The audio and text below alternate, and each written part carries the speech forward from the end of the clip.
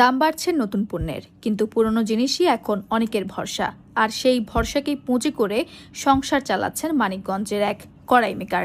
ভাঙ্গা বা খুলে যাওয়া কড়াইয়ের হাতল মেরামত করাই তার মূল পেশা। মানিকগঞ্জের বিভিন্ন হাট বাজার ঘুরে তিনি পুরনো লোহার কড়াই সংগ্রহ করেন, কিংবা গ্রাহকের ডাকে বাড়িতে গিয়ে হাতল লাগিয়ে দেন। সামান্য যন্ত্রপাতি, কিছু লোহার রড আর আগুনের চুল্লি, এই নিয়েই তার কর্মশালা। তিনি জানান, নতুন কড়াই কিনতে অনেকেরই কষ্ট হয়, তাই অল্প খরচে পুরনো কড়াই ঠিক করিয়ে নিতে চান অনেকে। একটি কড়াইয়ের হাতল মেরামতে তিনি পারিশ্রমিক পান সামান্য, তবে দিনে কয়েকটি কাজ পেলেই চলে যায় সংসার। পরিবারের একমাত্র উপার্জনক্ষম ব্যক্তি তিনি।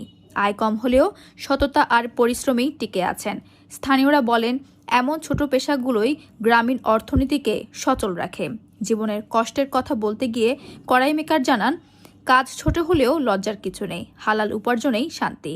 প্রতিদিনের সংগ্রাম আর ঘামের বিনিময়ে এভাবেই পুরনো কড়াইয়ের নতুন জীবন দেন তিনি, আর সেই জীবন দিয়েই টিকে থাকে তার পরিবার।